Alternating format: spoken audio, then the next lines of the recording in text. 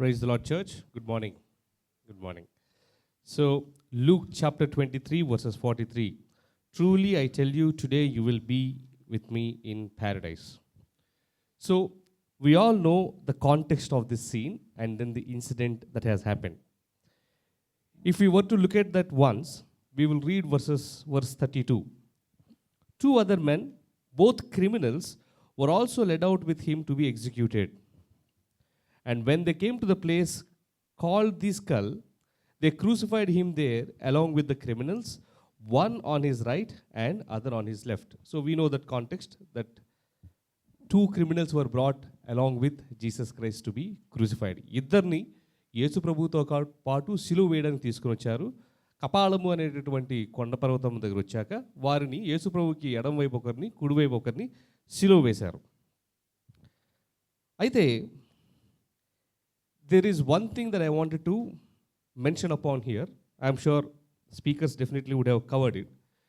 The very process of crucifixion, the way we have IPC 302 section to hang. ఏ విధంగా మనకి IPC Indian penal code 302 section ప్రకారము ఊరి తెయ్యాలంటే రకరకాలైనటువంటి షరతులు ఉంటాయి. ఎలా మంచిగా ఆరోగ్యంగా ఉండాలి, డాక్టర్ వస్తాడు, హెల్దీగా ఉండాలి, అన్నీ చెక్ చేశాక అక్కడికి నడిపిస్తారు, నచ్చిన భోజనం పెడతారు, అన్నీ చేస్తారు, చేసి ఉరితీస్తారు. Capital punishment. Similarly the Roman punishment of crucifixion also has got certain procedures. అలానే సిలువ వేయడానికి కూడా కొన్ని నియమాలు, తర్వాత కొన్ని ఏమంటారంటే దానికి సంబంధించినటువంటి కొన్ని ప్రక్రియలు కూడా ఉన్నాయి. Why first of all the punishment of crucifixion అంటే రోమా రాజ్యానికి ఎదురు తిరిగితే ఎంత భయంకరంగా వారు శిక్షించబడతారు అని చెప్పడానికి సాదృశ్యమే ఈ సిలువ. ఫర్ ఎగ్జాంపుల్, మనము కూడా పాత కథలు వినే ఉంటాం. మనము ఆంగ్లేయుల పాలనలో ఉంటున్నప్పుడు మనల్ని భయపెట్టడానికి అనేక మంది మనకు రకరకాలైనటువంటి శిక్షా విధులు కల్పించారు అని, right? So similarly the Roman punishment, the capital punishment of crucifixion also is an act of intimidating people that they don't fight back, talk back against the Roman Empire. So what does all it includes? First one is they will be stripped naked. మనకి సినిమాలో అది చూపించలేదు కానీ అంగి ఉన్నట్టు చూపించారు. యేసుప్రభుకి అంగి ఉంటుంది. సాధారణంగా they will be stripped naked అంటే మొత్తము బట్టలన్నీ విప్పేసి పబ్లిక్లో నిలబడతారు. నిలబెట్టాక they will be whipped or flogged, కొరడా దెబ్బలు కొడతారు. కొట్టాక they will be asked to carry their own log or cross. వాళ్ళు ఊరంతా ఊరేగింపుగా వాళ్ళ యొక్క క్రాస్ ఏదైతే ఉందో సిలువను దాన్ని మోసుకుని వెళ్ళాలి. అక్కడి వరకు వెళ్ళాక కొంతమందికి తాళ్ళతో కడతారు, కొంతమందికి మేకులు కొడతారు ఆ క్రాస్ మీద. ఎక్కడికి పెడతారు? మనకి సాధారణంగా ఏ విధంగా ఊరవతల శ్మశానాలు ఉంటాయి, right? We have graveyards too in the outskirts. Similarly there are dedicated places for people to be crucified. Where are they? Generally they are on the outskirts where travelers come in and go out. Why are they placed there? So that when they know, they will see, oh, this particular person worked against the Roman administration and hence he is crucified. అర్థమవుతుందా చెప్తుంది? అయితే సాధారణంగా ఆ మరణం కూడా ఎలా ఉంటుంది అంటే, ఎప్పుడైతే రెండు చేతులు ఇలా కట్టేసి వేలాడదీస్తారో మెల్లమెల్లగా శరీరానికి ఆక్సిజన్, ఊపిరి పీల్చుకునేటటువంటి సత్తువ తగ్గిపోతుంది. మెడికల్ టర్మ్స్లో ఇట్ ఈస్ కాల్డ్ యాస్ఫిక్సేషన్ అంటే ఊపిరి పీల్చుకోలేరు. అంటే ఆ మరణము ఇప్పుడు మనము ఊరేసేసినా, లేకపోతే గన్నుతో షూట్ చేసినా, లేకపోతే కరెంట్ షాక్ పెట్టినా ఇన్స్టెంట్ మరణం, అంటే వెంటనే మరణిస్తారు. కానీ ఈ సిలువ మీద వేసబడినటువంటి మనుషులు మరణించడానికి కొన్ని గంటల నుంచి అప్పుడప్పుడు రోజుల సమయం కూడా పడుతూ ఉంటుంది.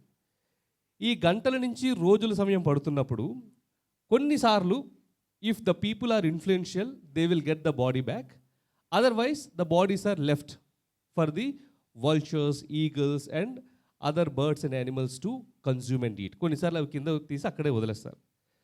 There are also incidents that sometimes these vultures attack even when they are alive. అంటే కొన్నిసార్లు ఆ మనిషిలో ప్రాణం ఉంటున్నప్పుడే రాబందులు రావడము, గుడ్లు, తర్వాత ఈ యొక్క మాంసాన్ని పీక్కొని తినడము జరుగుతుంటుంది. అంటే it is a very very slow death. అర్థమవుతుంది కదా, చాలా ఈ మరణము ఒక్క త్రుట్టులో అయిపోయేది కాదు, కానీ కొన్ని గంటల పాటు ఆ మరణాన్ని అనుభవిస్తూ చాలాసార్లు అంట ఆ యొక్క స్ట్రెస్కి, ఆ యొక్క షాక్కి పిచ్చోళ్ళు అయిపోతారు అందరూ. వాళ్ళు మరణించే ముందు హిస్టరీ చెప్తుంది ఏంటంటే పిచ్చోళ్ళు అయిపోతారు.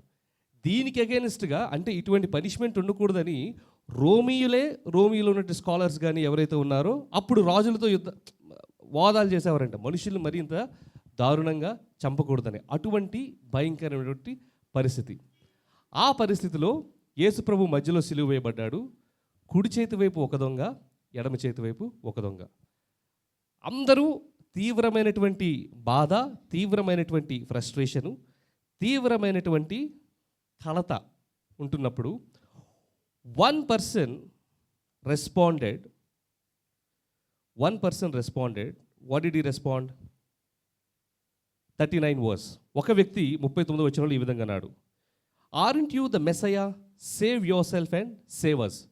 నేను మామూలుగా చెప్పాను, but the Bible says he hurled insults at him. అంటే ఆ వేదన, ఆ బాధ, ఇంకా ప్రాణం పోతున్నప్పుడు వచ్చేటటువంటి దాంతో ఆ ఉక్రేషము, కోపము, దీంతో తిడతాడంట యేసుప్రభుని. అసలు నువ్వు నిజంగా మెస్సయ్య అయితే నిన్ను నువ్వు కాపాడుకో, నన్ను కాపాడమని. అది ఒక మాట అయితే, ఇంకొక మాట ఏమైంది అనేది మనం చదువుదాం. Now at this point of time I want you to refer to a verse, 2 Corinthians chapter 7 verses 10. కొరింథీయులకు రాసినటువంటి 2వ పత్రిక 7వ అధ్యాయము 10వ వచనం. The verse goes like this: Godly sorrow brings repentance that leads to salvation, leaves no regret, but worldly sorrow brings death.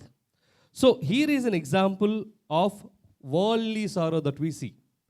Our frustration, our despair, anguish, anger, hatred, ఇవన్నీ కలిపి ఏ విధంగానైనా నేను ఈ పరిస్థితుల నుంచి బయటికి వెళ్ళిపోవాలి. By hook or crook I need to come out of this current situation, pain that I mean. So there is lot of pain, there is lot of anger, but there is no regret. The regret, of course, is there, not that he has committed wrong, not that he has committed sin. The regret was there that he was in that position and somehow he wants to come out of it. So the worldly repentance, even when we see, it focuses on pain, suffering, desperation, an urge to get an immediate relief, includes frustration, anger, sometimes self-justification. I did this, I became this because of XYZ. And a common tendency to condemn, to blame people and situation around. అర్థమవుతుందా? లోకరీతి అయినటువంటి పశ్చాత్తాపము ఆ పరిస్థితి నుంచి ఎలా అయినా బయటపడాలని, తప్పు తనలో లేదు చుట్టుపక్కల ఉన్న వాళ్ళ వల్లే వచ్చిందని, ఇతరుల మీద ఏ విధంగానైనా బ్లేమ్ చేయాలి అనేటటువంటి పరిస్థితి.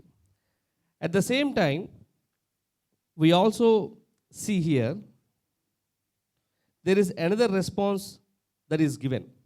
That is in the verse 40, Luke chapter 23 verses 40. But the other criminal rebuked him. Don't you fear God, he said, since you are under the same sentence? We are justly punished, for we are getting what our deeds deserve. But this man has done nothing wrong. అయితే రెండో దొంగ ఏమంటున్నాడు? నీకు బుద్ధి లేదా? నువ్వు నేను ఈ పాపము చేశాము కాబట్టి మనము ఈ శిక్షకు అర్హులము. కానీ ఆయన ఏ పాపము చేసున్నాడు? And that's exactly where we read this verse in 2 Corinthians chapter 7 verse 10 that says, Godly sorrow brings us repentance. The second king, what exactly he was going through is a sorrow where he acknowledged that he deserved that punishment because of his deeds, where he acknowledged that he is worthy of going through the experience, whatever he is going through, because he has committed certain deeds. But then the question now, did both of them hear gospel by then? వీళ్ళిద్దరూ కూడా అప్పటికి దేవుని యొక్క సువార్తను విని ఉన్నారా అనేది మనకు స్పష్టంగా తెలియదు. కానీ బట్ కొన్ని వచనాలు ముందు చూస్తున్నప్పుడు అక్కడ సంభాషణ, అక్కడ పరిస్థితి ఇలా ఉంటుంది. యోహాను సువార్త 6:34, John chapter 6 verses 34, he says, Jesus said, Father, forgive them, for they do not know what they are doing. ఇటువంటి వేదనంతా జరుగుతున్నప్పుడు, సిలువకేస్తున్నప్పుడు ఎవరైనా ఆక్రోషంతో వచ్చి మాట్లాడేవి తిట్లు, శాపాలు, బూతులు. కానీ ఇద్దరు దొంగలు గమనిస్తున్నారు. యేసుప్రభు ఏమంటారంటే, తండ్రి వీరు ఏమి చేయుచున్నారో వీరికి తెలియదు గనుక వీరిని క్షమించుడి. లోకానికి సంపూర్ణమైనటువంటి వ్యత్యాసం.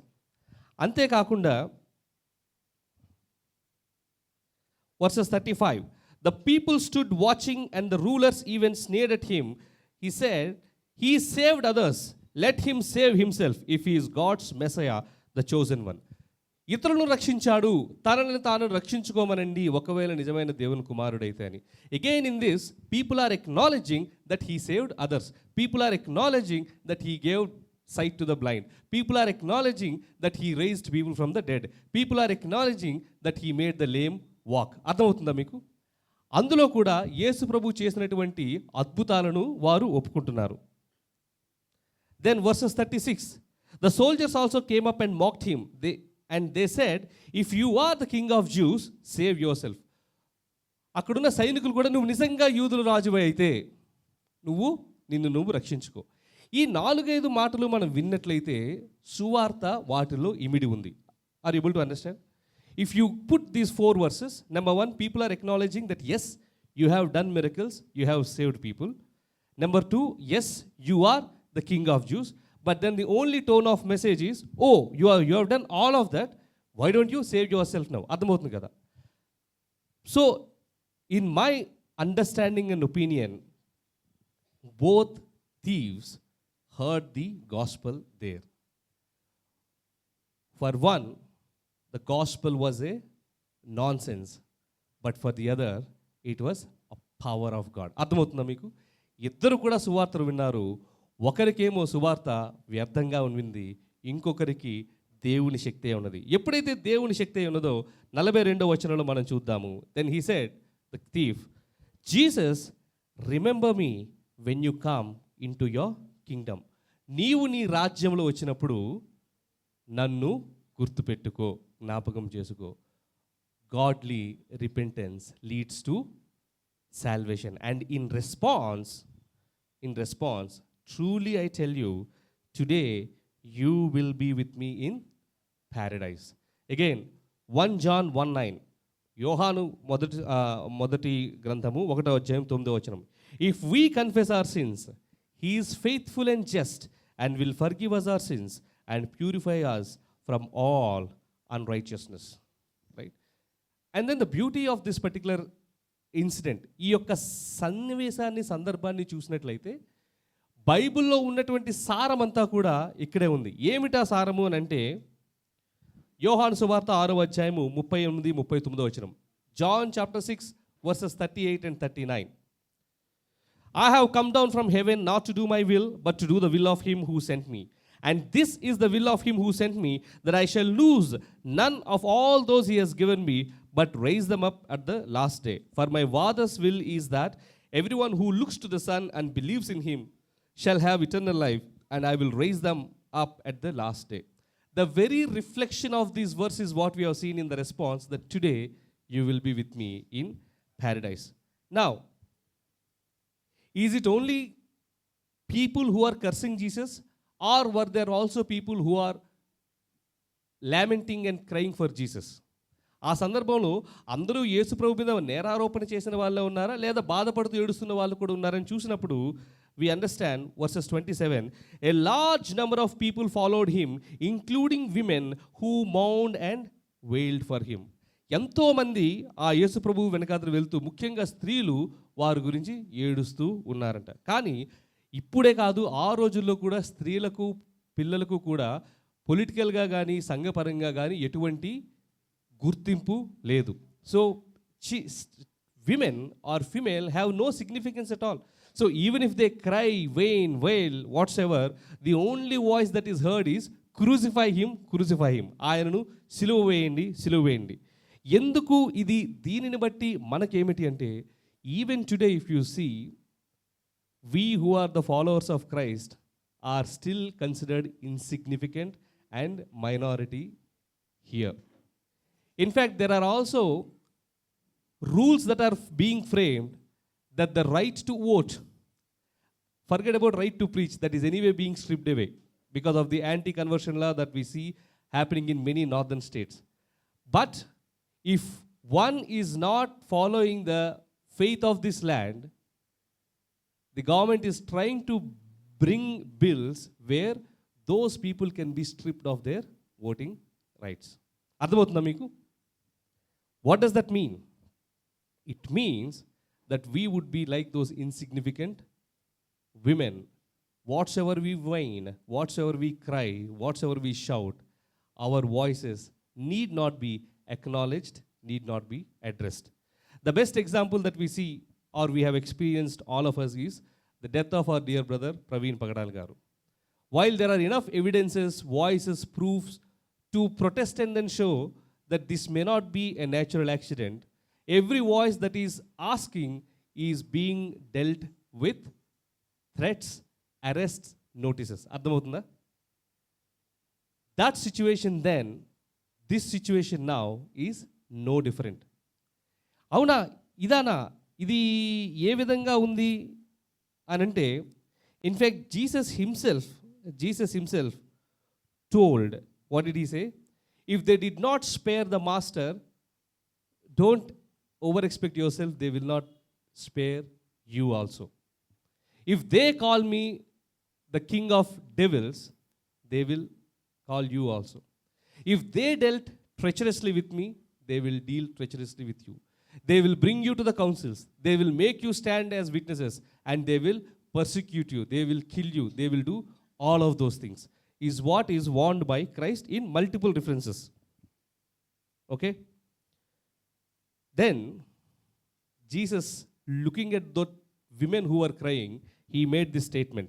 Luke chapter 22, verses 28 to 31. Daughters of Jerusalem, do not weep for me. Weep for yourself and for your children. For the time will come when you will say, blessed are the childless women, the wombs that never bore and breasts that never nursed. They will say to the mountains, fall on us, to the hills, cover us. For if people do these things when the tree is green, what will happen when it is dry? In fact, the reflection of these verses is what we see in Revelation chapter 5, verses 15. ఇక్కడ ఏమని రాయబడిందంటే, నా గురించి ఏడవకండి, మీ గురించి, మీ పిల్లల గురించి ఏడవండి.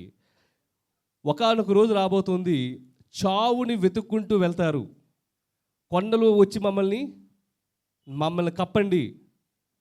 చావుని వెతుక్కుంటూ వెళ్తారు. అమ్మో, మేము ఎంత పని చేశామని.